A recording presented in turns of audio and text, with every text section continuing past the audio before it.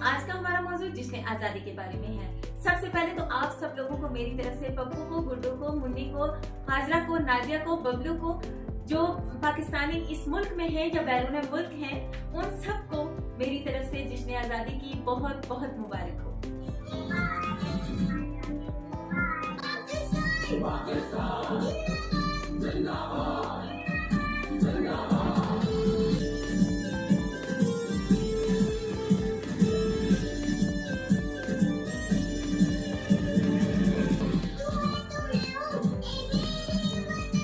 आप अपना 75वां यौम आजादी किस तरह सेलिब्रेट कर रहे हैं? कमेंट सेक्शन में हमें जरूर बताइएगा ताकि हम भी आपकी खुशियों में शामिल हो सके। उम्मीद करती हूँ कि आप सब लोग खैरियत से होंगे, महफूज होंगे और महफूज तरीके से आजादी के जश्न को सेलिब्रेट कर रहे होंगे। आप आजादी के जश्न को जरूर सेलिब्रेट करें।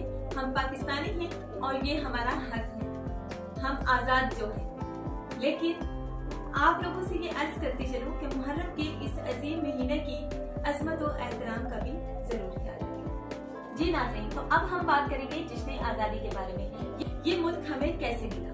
ये मुल्क हमें तोहफे में या थाली में सजा कर यूं ही नहीं मिला, बल्कि इसको हासिल करने के लिए हमारे बुजुर्गों की हड्डियां ईंटों की जगह और खून पानी की जगह इस्तेमाल। इतनी ग्रां कदर तकलीफ का अंदाजा सिर्फ वही इंसान लगा सकता है जिसने हुसूल पाकिस्तान के लिए अपना तन, मन, धन, भाई या अजीजों अकारब कुर्बान किए। हुसूल पाकिस्तान के लिए लाखों मुसलमानों ने कुर्बानियां दी।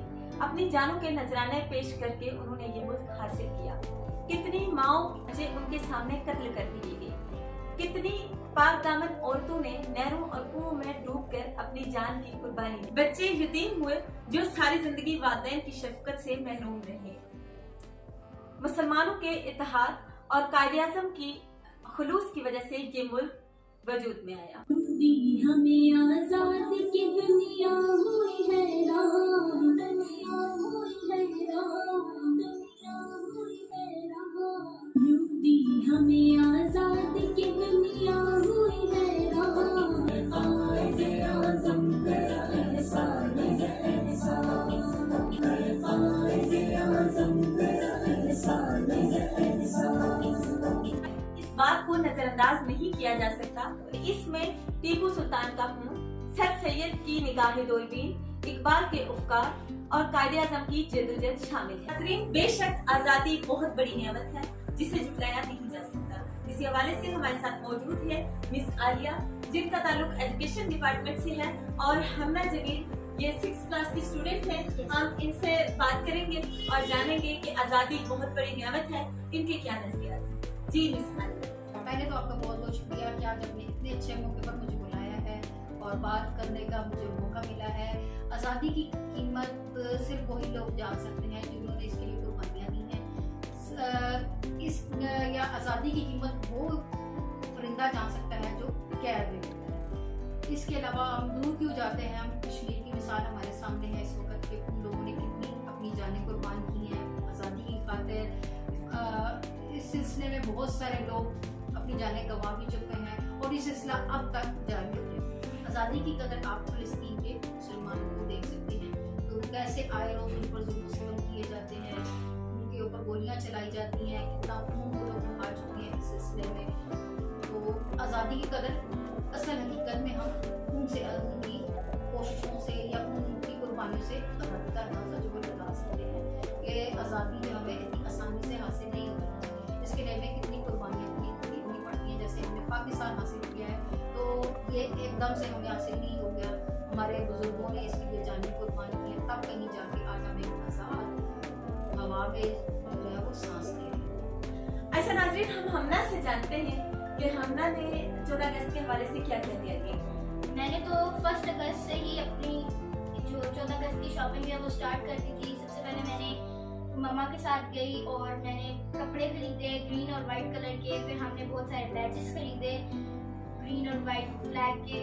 और अच्छा हमना, आप मुझे ये बताएं कि आपने ये सब चीजें ग्रीन कलर में ही क्यों ली?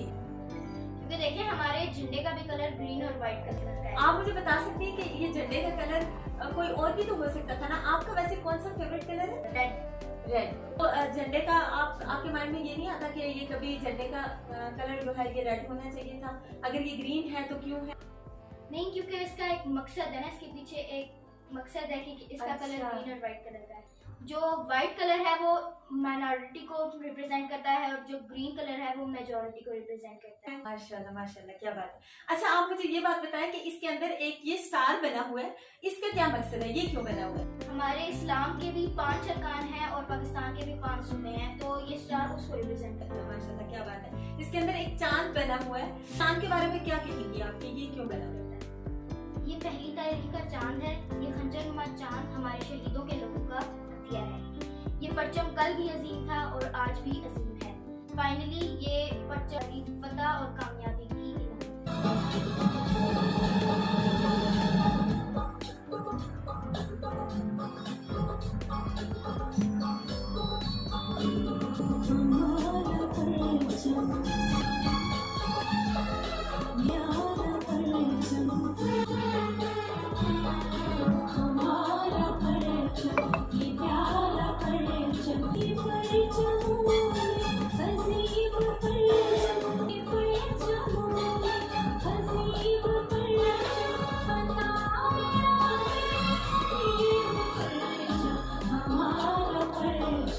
ये थी हमना जमील, इनसे हमने बात की। माशाल्लाह इन्होंने बहुत अच्छे आंसर किए। आप भी इसी तरह मेहनत करें। और अभी हम बात करेंगे मिस आलिया से।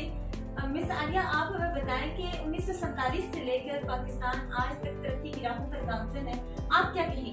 जी बिल्कुल, आपने जिस कहा कि 1947 से लेकर आज तक जो है पाकिस्तान तरक्की की राहों पर गामजन है।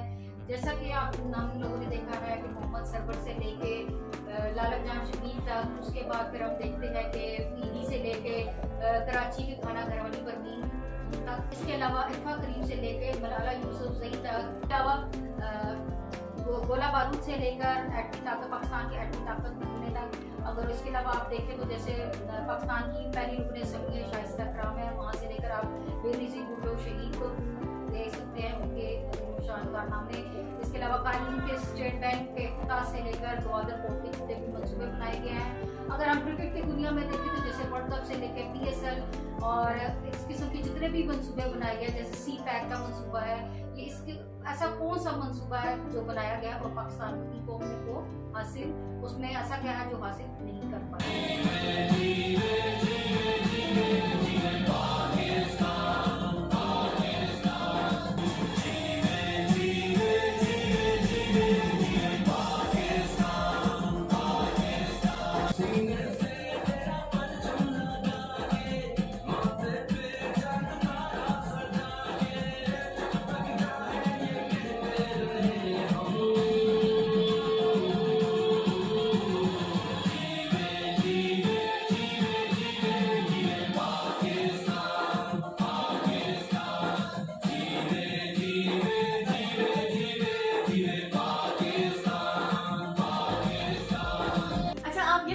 पाकिस्तान को कैसे मजबूत बना सकते हैं? पाकिस्तान को मजबूत बनाने में जो सबसे अहम चीज या जिसका रोल है, इम्पोर्टेंट रोल है, वो ये है कि हम अपने मुल्क को बैरूनी कर्जों से निजात दें। जैसे वर्ल्ड बैंक है, IMF, ये ऐसे इतने बड़े हैं बैंक्स हैं कि जिनके हम कर्जे के नीचे जो है वो पाकिस्तानी कौम जो है वो दबी हुई है।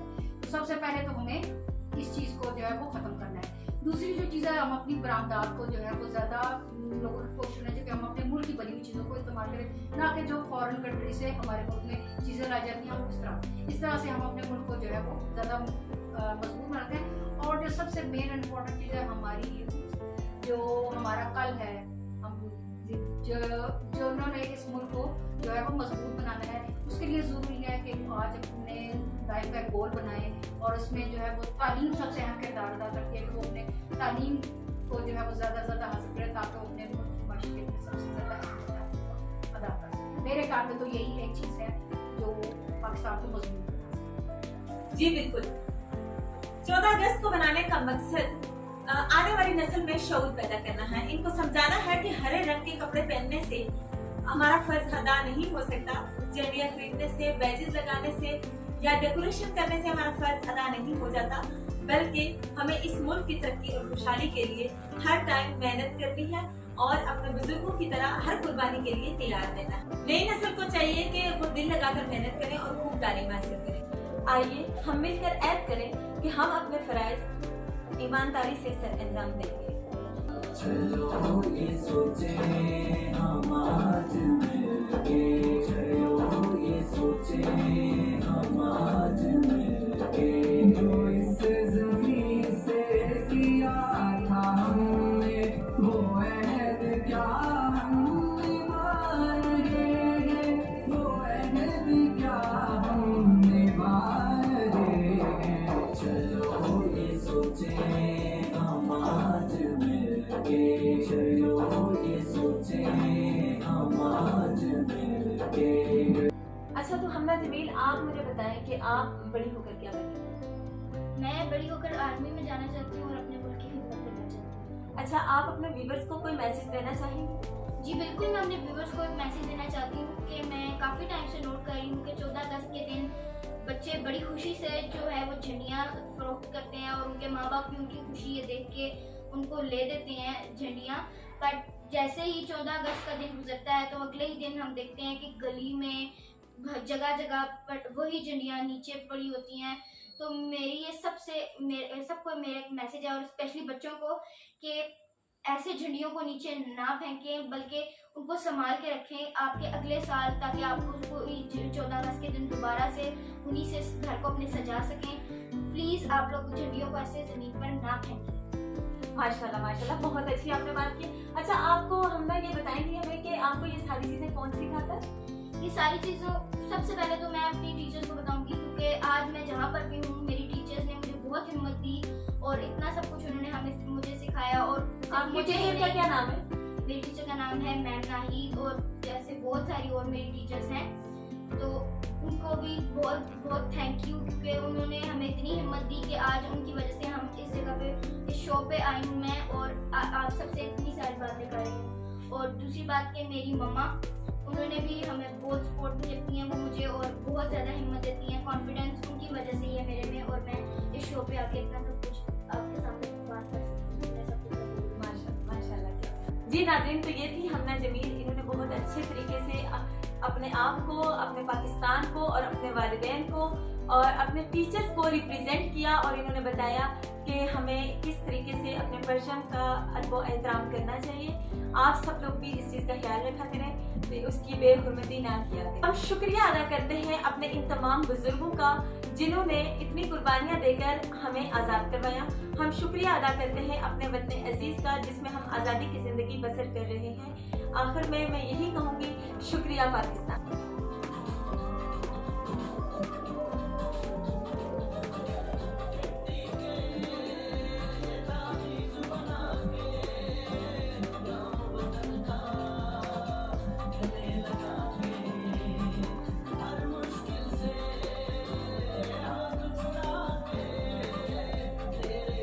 साथ ही हमें दीजिए इजाजत, अपना और अपने प्यारों का ख्याल रखिएगा और अपने मुल्क पाकिस्तान का भी बहुत बहुत ख्याल रखिएगा। पाकिस्तान जिंदाबाद। आपको वीडियो कैसी लगी हमारी कमेंट सेक्शन में जरूर बताइएगा। अगर वीडियो पसंद आई हो तो चैनल को लाइक भी कीजिएगा और सब्सक्राइब भी करिएगा और शेयर करना मत भूलिएगा।